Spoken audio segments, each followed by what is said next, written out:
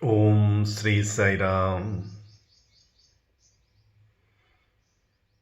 Bhavanasha Puttaparthi Purisha Bhavanasha Puttaparthi Purisha हर शिव शंकर जय जगदीशा हर शिव शंकर जय जगदीशा भवनाशा पुट्टपर्ति पुरीशा मृत्युंजया हिमशैलगिरीशा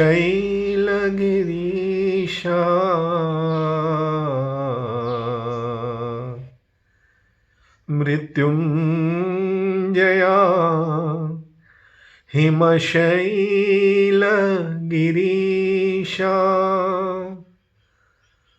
मोहनकर मदमोह विनाशा मोहनकर मदमोह विनाशा ज्योति प्रकाशा सत्य साईशा ज्योति प्रकाशा सत्य साईशा हर शिव शंकर जय जगदीशा हर शिव शंकर जय Jagadisha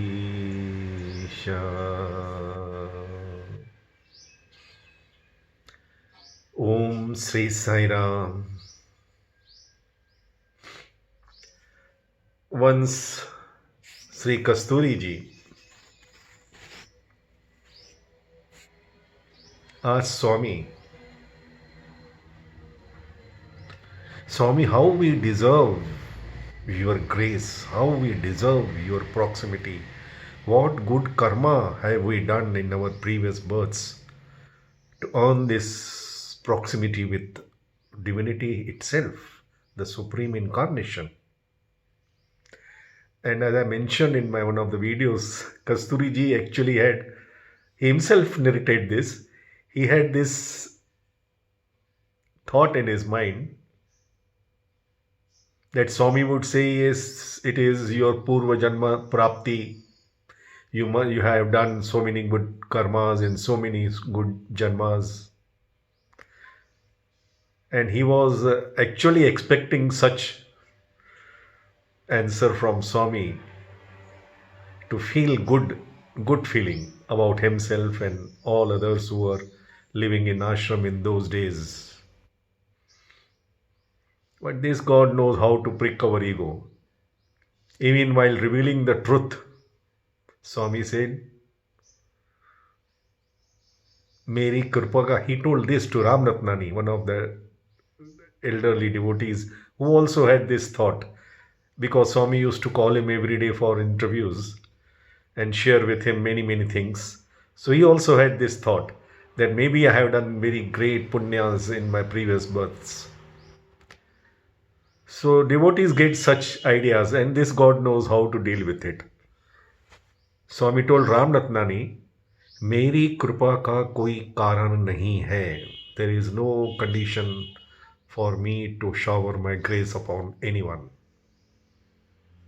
And to Kasturi ji, Swami told what no other avatar has said this. Nobody, no lesser authority can declare like this. Swami said, Kasturi, if you need me, you deserve me.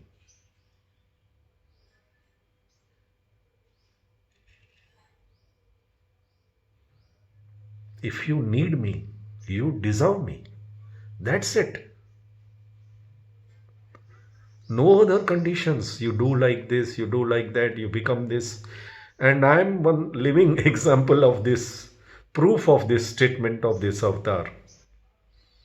I have mentioned in one of my earlier videos that when Swami gave me his first interview on 9th of January 1975, I suppose, that point in time I was 21, and we had been brought up in one of the most affluent families of film industry, with all the vices that we thought were normal for such life. But Swami did not mention anything about our shortcomings, my bad habits, nothing, not a word of it. On the contrary, in that 1 minute interview, Swami simply introduced me to my real and the highest and the best and the noblest self. He did not look at my mind self or intellectual self or the body self. At physical level, mental level, intellectual level, emotional level, we may do many wrongs. That is the game. That is the game of duality. Nobody is absolutely good, nobody is absolutely bad. But Swami introduced me to that permanent, my real identity. He said, "बहुत कोमल निर्मल हृदय." You have very pure and compassionate heart, soft and sweet heart. I didn't know that I had this quality. This is the definition of pure love. Love always finds one good quality in you and loves you for that. Whereas the dog mind, the worldly mind, will search for one bad quality in you and hate you for that. God mind will not do that.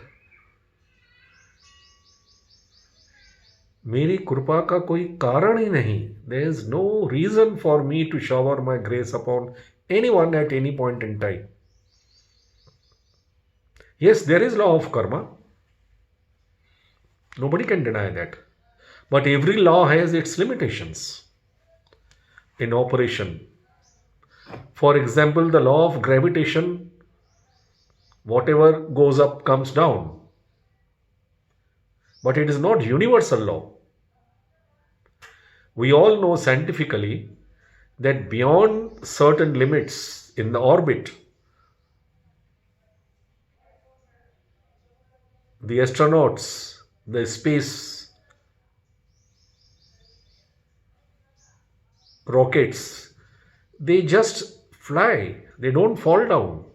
The sun, the moon, the stars in the galaxies, they all are hanging in the sky. Beyond that law of gravitation, nothing falls down out of this law of gravitation of Earth. Because even this law has limitations. So also the law of karma operating upon individual has limitations. A Sadguru or incarnation with one word, with one thought can nullify and take us beyond that power of gravitation. There the law of karma will not operate. And when I meditated on this statement, if you need me, you deserve me. Why does God incarnate? If everybody has to face the consequences of his or her karma and be blessed or punished according to the law of karmas, then let the game go on. And it goes on. But there is an intervention, divine intervention. That is what we call incarnation. When he incarnates with that authority, that power, that intention, in fact, to nullify our karmas instantly. It is like in our human affairs also, the president of the countries or the kings of those ancient days, they had this power. They will just out of their own pleasure. The president is pleased to announce clemency for this and this, these many people, without giving any reasons. He is not supposed to give any reasons. He can just with one signature pardon all the crimes committed by any one or many or all the individuals who are convicted of any crimes and they are in jails. Who can stop? Who can question the king, the president? When an ordinary king and the human president can have such extraordinary powers, how can we question the authority of the supreme cosmic incarnation? If you need me, you deserve me. The only criteria that he applies for his mercy to fall upon. And he says, you deserve me. And his God and his grace are inseparable, like sun and sunlight are inseparable. Who can question God that he is coming to us? When it was announced in 1993 that after the 6th June incident, it was an announcement that nobody can touch Swami. Nobody can take Pad Namaskar, nobody can touch Swami. If anybody tries to touch Swami, he'll be thrown out. As simple as that. Now I had by that time formed this divine habit. Every day I would give one letter of love, writing poems which he would give me during darshan. And I would give that letter to him and he will come and take, and he will stand in front of me purposely. Nobody can touch Swami without his sankalpa. Sometimes he would stand there so closely, his feet, lotus feet will just go little bit in, indicating that I will do even little few seconds pada seva. I would enjoy his touch. I would hold on to him anywhere. In an interview, I would hug him.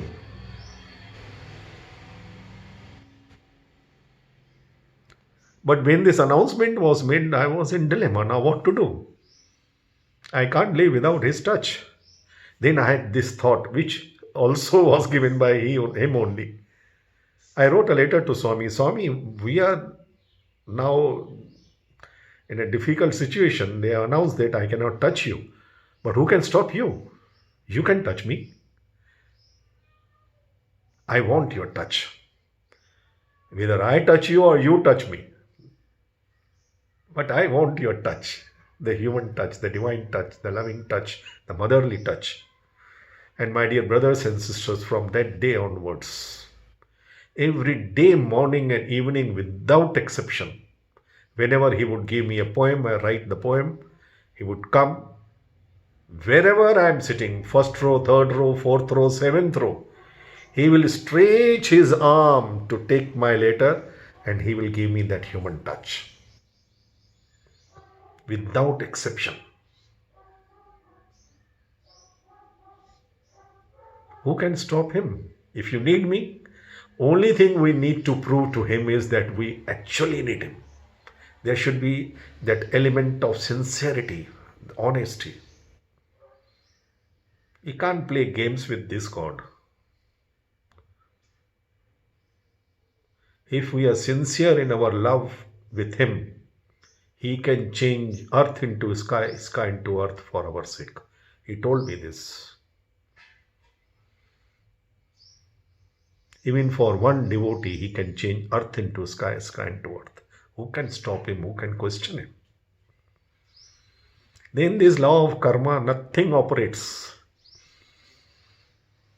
He has got that authority. He alone has got that authority. He can bring back the dead. He will not see the karmas. No. What karmas did he see to the old trucker who was flying his craft and he lost his way? He just shouted, "Oh God, anyone, please help me." He was a scientist, never believed in God. But when we are in deep trouble, it is our human nature. That point in time, man's extremity is God's opportunity. That point in time, we automatically, instantly Reach out to our higher self for help. Kasturiji came to Ulhasnagar before Swami visited Ulhasnagar 1976 December. He narrated this. He asked Swami, Swami, you are telling that if you need me, you deserve me. Yes, Swami said yes. Then Swami, those who don't believe in you, Swami said that doesn't matter. They may believe in any form, any God. Call me by any name. I will respond. And then jokingly he said, except one, you should not call me bald God because see, I have crown of hair. Any other name, just call me. We also know it is mentioned, and Kasturiji mentioned on that day, it is mentioned in Satam Shivam Sundaram also, that American author who wrote first book on Swami Sai Baba, Swami chased him every morning and is here telling, write a book on me, write a book on me. He tried to avoid it. He wanted to run away from this command. But then ultimately he thought he'll go to the publisher and tell him that I want to write a book on Satya Sai Baba, and he would definitely refuse because that 1960s nobody had heard of Satya Sai Baba in US. And the publisher immediately he said, yes sir, for last 1 week every person coming to my shop is asking for any book on Satya Sai Baba. We are ready to give you an advance. So now he had to write the book. And to write a book because he was a great writer from some Hollywood movies or something. So he came to India.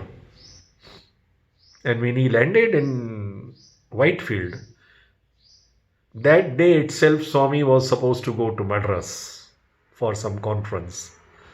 So when he landed, he approached Dr. V.K. Gokak and Bhagwantam, everybody around Swami. And he gave his credentials and purpose of his visit. So Swami sent him a message, you stay here for a week till Swami comes back. So Mr. Dr. V.K. Gokak was supposed to be his host. So he has written in his own book that he went to Dr. V.K. Gokak's residence for a dinner on the very first day. And the dinner, the Indian, South Indian, especially sambar rasam and Kannada dinner, full of chilies but very tasty. He overfed himself. And when he reached his hotel, he has mentioned hotel's name in Bangalore was Hotel Bombay those days. So when he reached his room, he started shivering. His whole body was shivering. He called for the blankets. The manager brought all the blankets from the hotel, the stock, whatever he had. But this man would not stop shivering. And he was in such a dilemma at night when he was alone in his bedroom. He shouted to himself, what a fool I am to come from US to write a book on this nut. He called Swami a nut.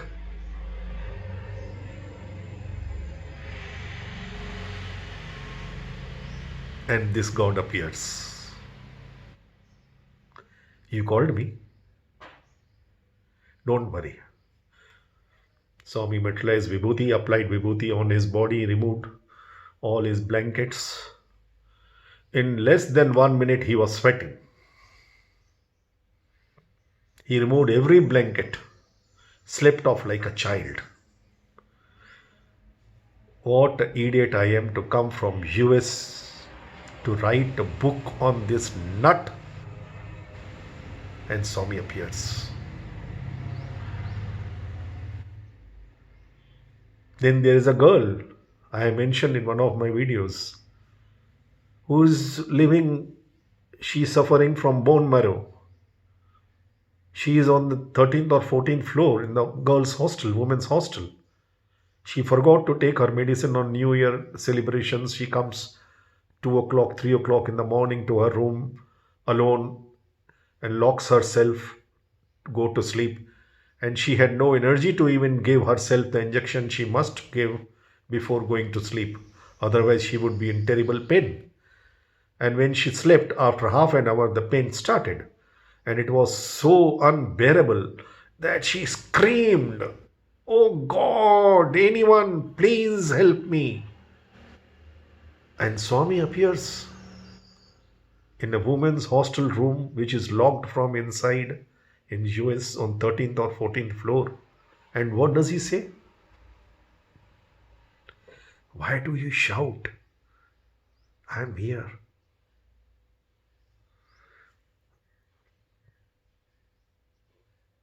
And she sleeps like a child. And in the morning, she finds that Vibhuti mark on her forehead. But the fear that struck her was, how could she thought it's some lady with afro hair with orange robe. But how could the lady enter the room when it was locked from inside? Then she comes to know who that person was, divine being. Call me by any name.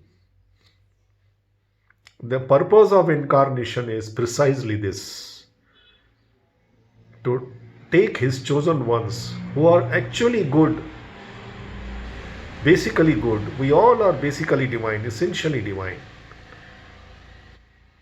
There is no condition for his selection. He can pick up anyone whom he needs. And he can get the things done even through donkeys. And he told me in this avatar, I can get the things done only through donkeys. Many people have this funny thought in their minds that they have sacrificed all their wealth and their positions of authority, and they have come to Swami and chosen to stay in ashram for such a long time. I know my friends in ashram, every one of us have this funny thought that we have sacrificed because Swami makes us feel as if he needs us. Like Kasturi says in his autobiography, he had this thought that because he is man of literature and all that, in the subconscious mind will tell, maybe Swami needs me. I know many people who have this thought. It's a human mind, natural. If you need me, you deserve me. But he is so humble, he makes us feel as if he needs us. That is what he told me in my second interview. It was a group interview. Brigadier Bali was there from Mumbai and our people from Ulhasnagar. So it was a group interview of Ulhasnagar Mumbai devotees. We were around 10 or 12. I wanted to tell Swami something very personal, very confidential. And because they were all known persons around from my town, so I wanted to go near Swami. I went, dragged myself on my knees and went to his chair and just with my hand dared to remove the hair from his ear and whisper, "Swami, family में कुछ problem है." And he responded in the same fashion. Those days even I used to have curly hair, big curly hair, like Swami, little less size. Swami also responded in the same fashion. He removed my hair from my ear and whispered back, "You do my work, I will take care of your work."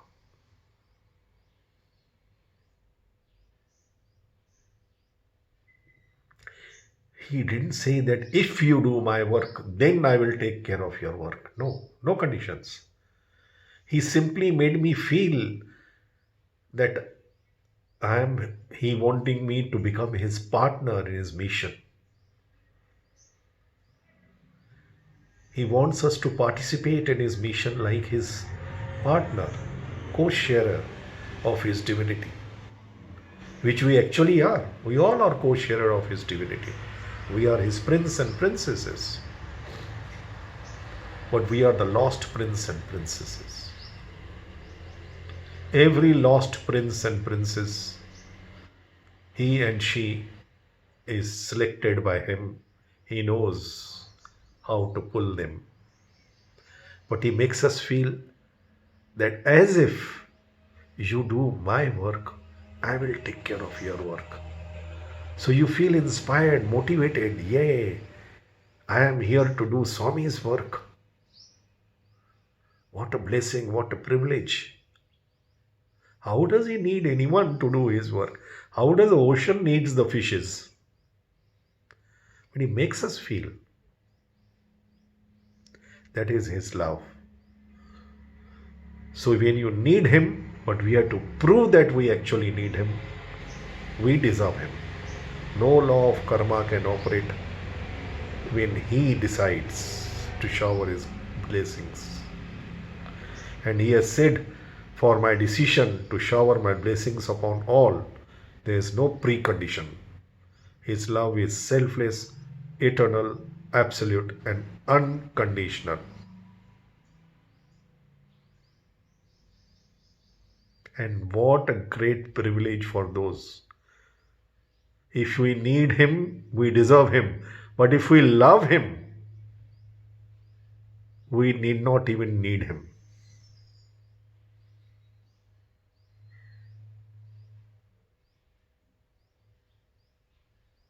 Then he will anticipate even before the thought comes in our mind, before the situation happens. He will manage everything. He will anticipate our needs even before the need arises. Love him, love him, love him. Don't question his authority. And don't overestimate our little authorities, little promotions, little knowledge, little wisdoms, little sevas, or little sacrifices we think we make. We overestimate. We don't know our next moment. We are not programmed to know the next moment. He alone can, he alone knows, he alone is. With this thought at the back of our mind, we are to perform our assigned role. Whatever else we may or may not be, are we not all humans? So be human, behave human. He will guide step by step, scene by scene. He knows. It is his game, his play. Let him decide. Let him direct. When he decides, he provides. And when he directs, he protects. Jai Bolo Bhagwan Sri Satya Sai Baba Ji ki Jai.